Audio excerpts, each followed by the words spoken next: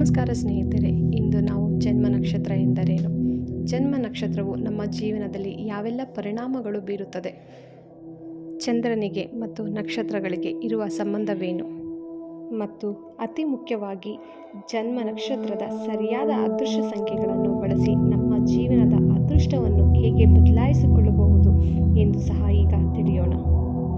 ಜನ್ಮ ನಕ್ಷತ್ರ ಎಂದರೆ ಜನ್ಮ ಸಮಯದಲ್ಲಿ ಚಂದ್ರನು ಇರುವ ನಕ್ಷತ್ರವನ್ನು ಜನ್ಮ ನಕ್ಷತ್ರ ಎಂದು ಕರೆಯಲಾಗುತ್ತದೆ. ನಕ್ಷೆ ಎಂದರೆ ಭೂಪಟ, ತಾರ ಎಂದರೆ ನಕ್ಷತ್ರ, ನಕ್ಷತ್ರ ಎಂದರೆ ನಕ್ಷತ್ರಗಳ ನಕ್ಷೆ.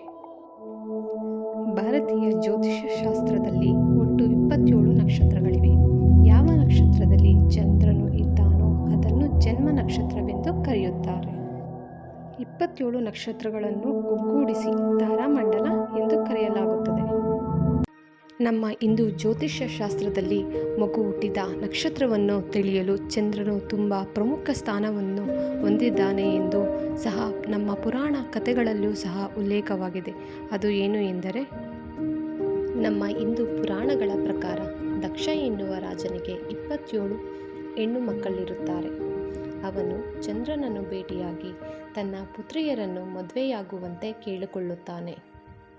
ದಕ್ಷನ ಮಾತಿಗೆ ಇಲ್ಲ ಎನ್ನದೆ ಚಂದ್ರನು 27 ಪುತ್ರಿಯರನ್ನು ಮದುವೆಯಾಗುತ್ತಾನೆ. ಆದರೆ 27 ಹೆಂಡತಿಯರಲ್ಲಿ ಚಂದ್ರನಿಗೆ ರೋಹಿಣಿ ಎಂದರೆ ತುಂಬ ಪ್ರೀತಿ. ಆಕೆಯ ಜೊತೆಗೆ ಚಂದ್ರನು ಹೆಚ್ಚು ಸಮಯ ಕಳೆಯಲು ಶುರು ಮಾಡುತ್ತಾನೆ. ಹೊಟ್ಟೆ ಉರಿ ತಾಳಲಾರದೆ ಮಿಕ್ಕ 26 ಚಂದ್ರನ ಪತ್ನಿಯರು ದಕ್ಷನ ಬಳಿ ಹೋಗಿ ತಮ್ಮ ಅಳುಲು ತೋಡಿಕೊಂಡರು.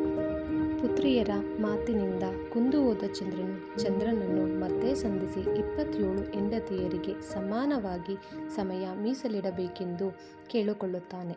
ಇದಕ್ಕೆ ಒಪ್ಪದ ಚಂದ್ರನು ತನಗೆ ರೋಹಿಣಿ ಎಂದರೆ ಇಷ್ಟ, ಆಕೆಯ ಜೊತೆಗೆ ಹೆಚ್ಚು ಸಮಯ ಕಳೆಯುವುದಾಗಿ ಹೇಳಿದ.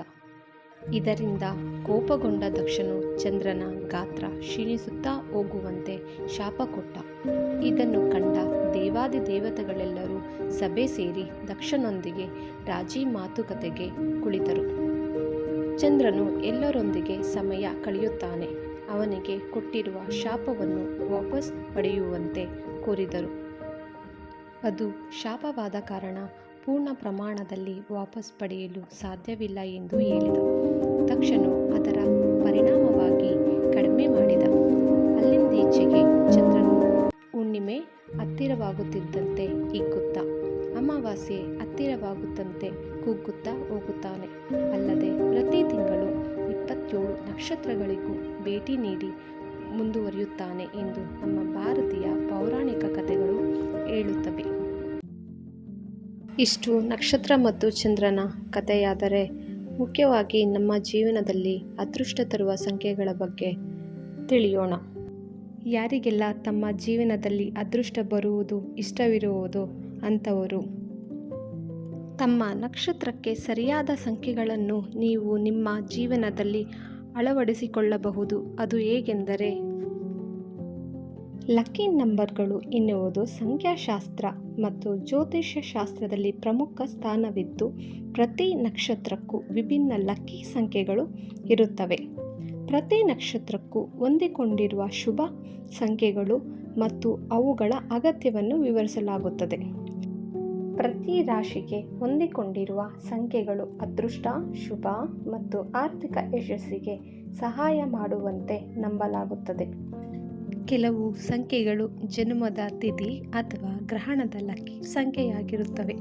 ಸಂಖ್ಯಾಶಾಸ್ತ್ರ ಅಥವಾ ನ್ಯೂಮರಾಲಜಿಯ ರೀತಿ ಲಕ್ಕಿ ನಂಬರ್ಗಳನ್ನು ಬಳಸಿಕೊಂಡು ವ್ಯಕ್ತಿಯ ಜೀವನದಲ್ಲಿ ಸುಧಾರಣೆ ಮಾಡುವ ಪ್ರಯತ್ನ ಮಾಡಬಹುದು ಮತ್ತು ಈ ಲಕ್ಕಿ ಸಂಖ್ಯೆಗಳನ್ನು ನಮ್ಮ ವಾಹನದ ನೋಂದಣಿ, ಫೋನ್ ನಂಬರ್ ಅಥವಾ ಮನೆ ಸಂಖ್ಯೆ ಇತ್ಯಾದಿ ಕೆಲಸಗಳಲ್ಲಿಯೂ ಈ ಅದೃಷ್ಟ ಸಂಖ್ಯೆಯನ್ನು ಉಪಯೋಗ ಮಾಡುವುದರಿಂದ ನಮಗೆ ಹೆಚ್ಚಿನ ಪ್ರಯೋಜನಗಳು ಆಗುತ್ತವೆ ಎಂದು ನಮ್ಮ ಜ್ಯೋತಿಷ್ಯ ಶಾಸ್ತ್ರ ಹೇಳುತ್ತದೆ.